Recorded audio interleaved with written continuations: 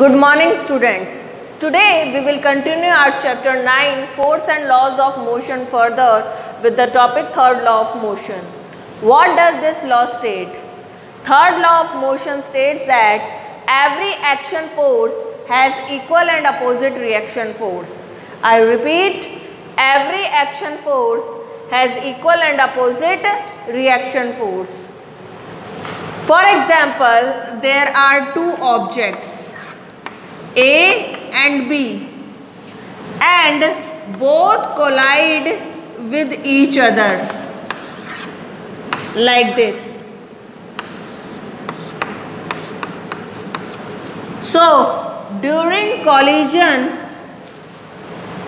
both will apply force on each other. A applies force on B. In turn, B also applies force on A. The force which is applied by A on B is called action force. In turn, B applies a force on A called reaction force. According to third law of motion, every action force has equal and opposite reaction force. Means during collision, A applies an action force on B. In turn, B also applies same equal reaction force on A but in opposite direction. You can see in example that A is applying an action force on B towards right. In turn, B applies same equal force called reaction force on A towards left. So, every action force has equal and opposite reaction force. If A applies an action force on B during collision, in turn B also applies same equal reaction force on A in opposite direction. So, this is third law of motion. There are various examples of our day-to-day life which are based on third law of motion. First example, when we walk on the ground, as you walk on the ground, you push the ground backwards with your feet like that. As you walk on the ground, you push the ground backwards with your feet. In turn, ground pushes you forward with equal force. So, you are applying an action force on the ground in backward direction. According to third law of motion, that ground is applying same equal reaction force on you in forward direction, and due to this you are able to walk on the ground. Next example, recoiling of gun. When you fire with a gun, then what happened? You must have seen that as you fire a gun, then a bullet comes out of it in forward direction. Along with this, that gun goes backward in backward direction. Why does this happen? This is due to third law of motion. When we press the trigger of the gun, then gun applies an action force on the bullet in forward direction, due to which that bullet comes out of it and moves in forward direction. In turn, that bullet also applies same equal reaction force on the gun but in opposite direction, that is in backward direction. That is why that gun moves back. It moves in backward direction, which is called recoiling of the gun. So, it is also based on third law of motion. That is why we are always advised to take care of our shoulder while firing with a rifle, because as we press the trigger of the rifle, that rifle applies force on the bullet, and due to which bullet comes out of it, moves in forward direction. In turn, that bullet also applies equal and opposite reaction force on the rifle. That is why rifle goes backward and it can injure our shoulder also. So we have to take great care. We have to be conscious while firing with rifle. Now, next example. You must have seen that when we hold a hose which is ejecting out a large quantity of water. Hose means large pipes, thick pipes. Generally these kind of pipes are used by firemen.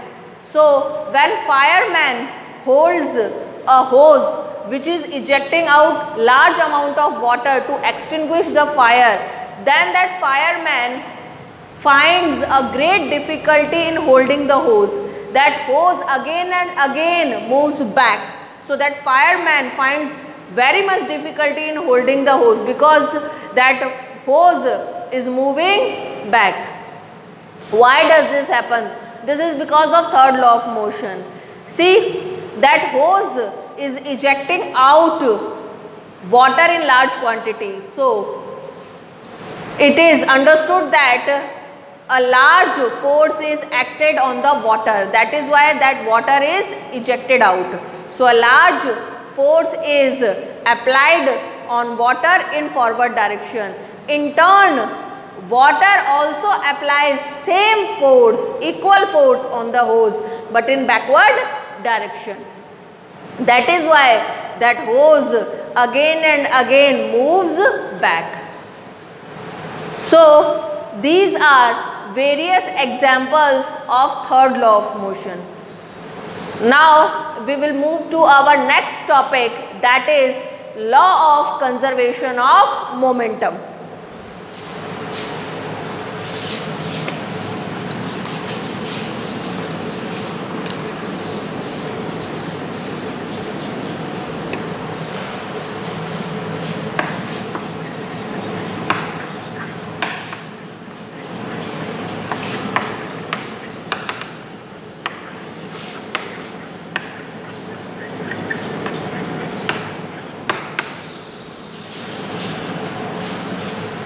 Law of conservation of momentum.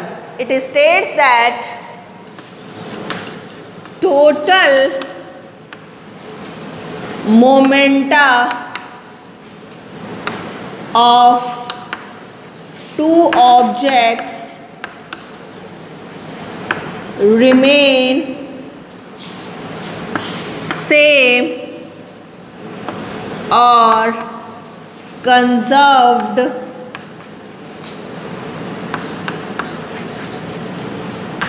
after collision.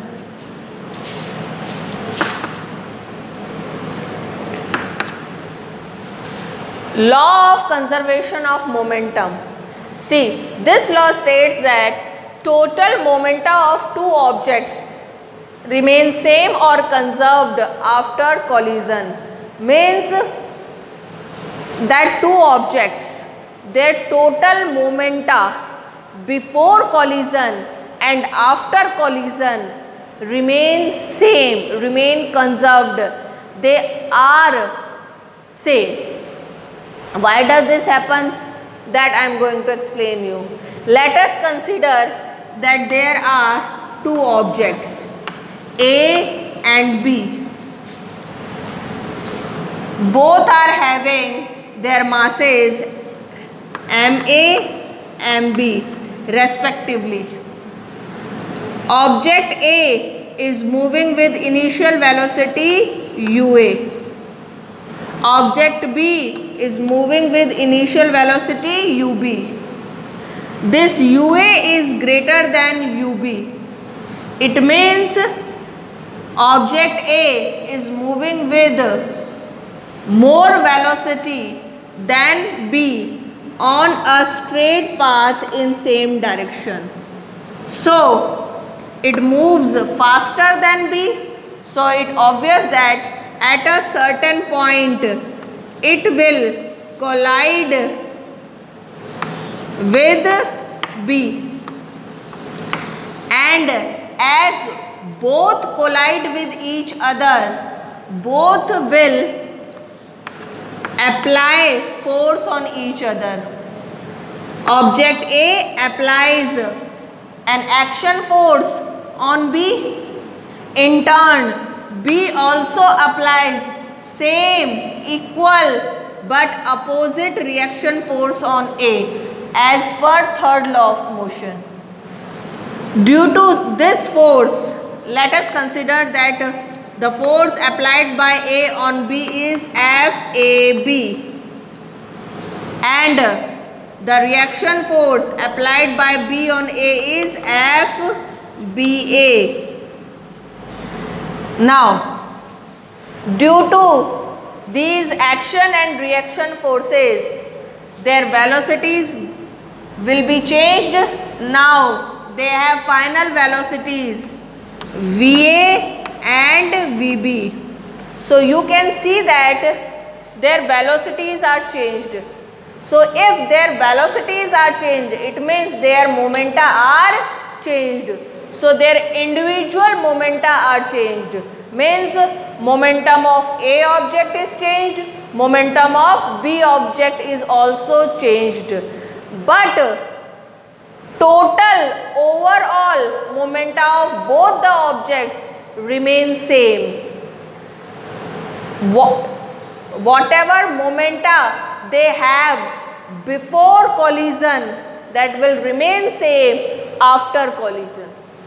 Means their total initial momenta of both the objects is equal to the final momenta of both the objects. How is that? This I can prove mathematically. See.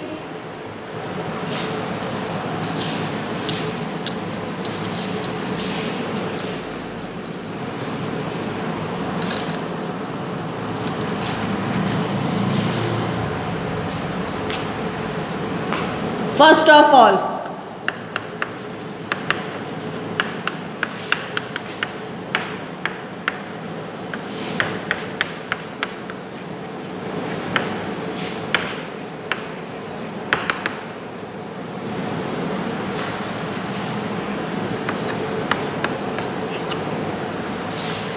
as both objects A and B collide with each other, it's obvious that A applies an action force on B. In turn, B also applies same, equal but opposite reaction force on A.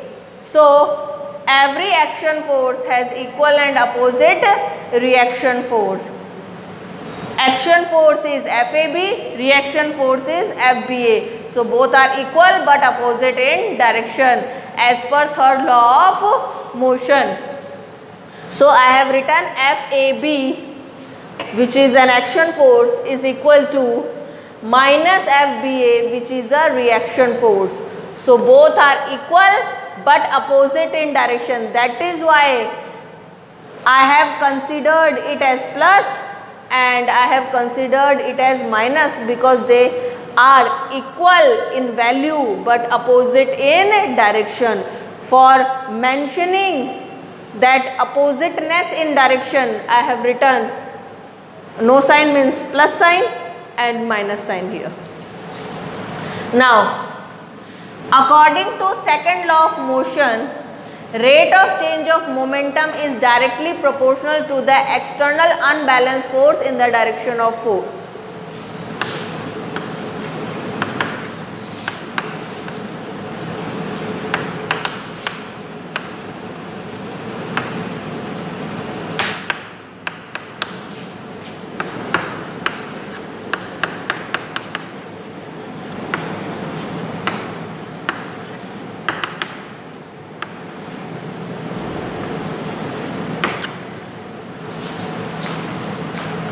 Okay, so this is second step.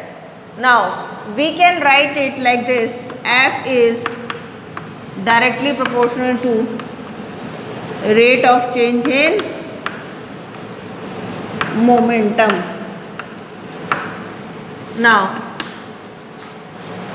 for removing proportionality sign, we have to write equal, and then we have to multiply it with a constant. That constant is k. So we multiply k with rate of change in momentum, and what is the value of k? That is 1.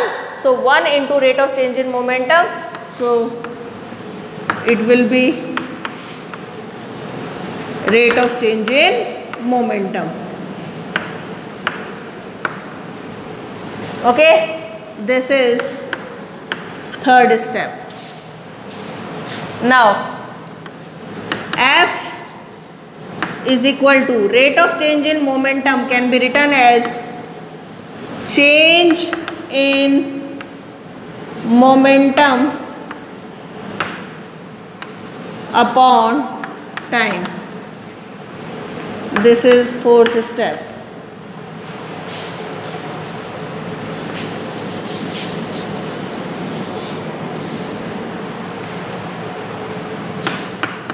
F is equal to, now object A applies an action force on object B, that is FAB. So what is the action force here? That is FAB. If F is equal to change in momentum upon time, then FAB is equal to change in momentum of A upon time. This is fifth step. FAB is equal to change in momentum of A. How can we calculate the change in momentum of A? By final momentum of A minus initial momentum of A upon time. Let me tell you that change in velocity, change in momentum takes place in time t. So here in place of time we will write small t. This is sixth step. FAB is equal to final momentum of A. Momentum is equal to mass into velocity. So final momentum is equal to mass into final velocity. Here we are talking about final momentum of A, means mass of A, ma, final velocity of A, va, minus initial momentum of A, momentum mass into velocity, initial momentum mass into initial velocity. And if we are talking about initial momentum of A, then it is mass of A into initial velocity of A. So ma, mass of A, initial velocity of A, ua upon t.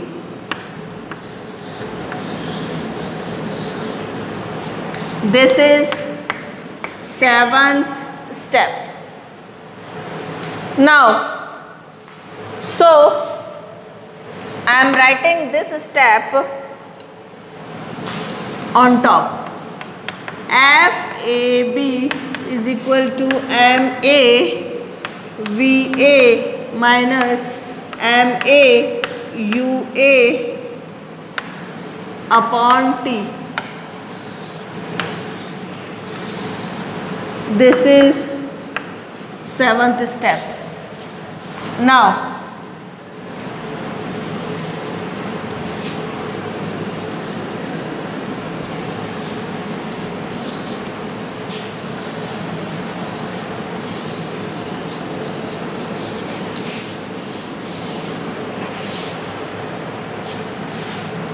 so we have derived the value of FAB, that is MAVA minus MAUA upon T. In the same way, we have to derive the value of FBA. FBA, it is the reaction force applied by B on A. If F is equal to rate of change of momentum, and then F is equal to rate of change of momentum, which we have written as change in momentum upon time. So we have concluded that F is equal to change in momentum upon time. So F is equal to change in momentum upon time, then FBA is equal to change in momentum of B upon time. FBA is equal to change in momentum of B means final momentum of B minus initial momentum of B upon time. This is 8th step and this is 9th. FBA is equal to final momentum of B is equal to mass of B into final velocity of B, because momentum is equal to mass into velocity, final momentum is equal to mass into final velocity, and if we are talking about final momentum of B, then it is mass of B mb into final velocity of B vb, so mb vb minus initial momentum of B, momentum mass into velocity, initial momentum mass into initial velocity, initial momentum of B means mass of B mb into initial velocity of B ub mb ub upon time small t. This is 10th step.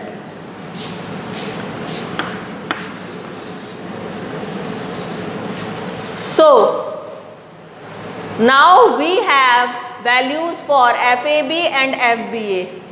These values we will put in first step, which is FAB is equal to minus FBA. So in place of FAB we put its value from step 7th, that is MAVA minus MAUA upon T.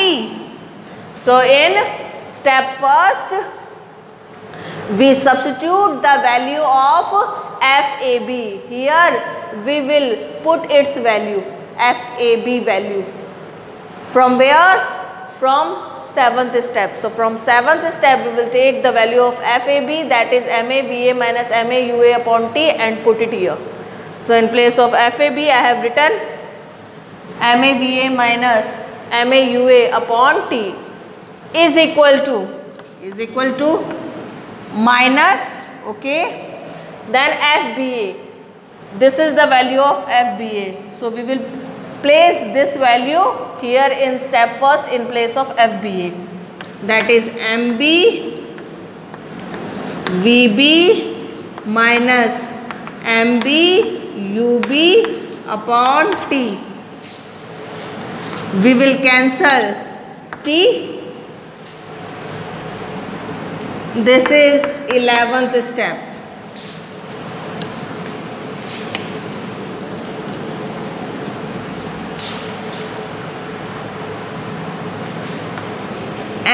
MAVA minus MAUA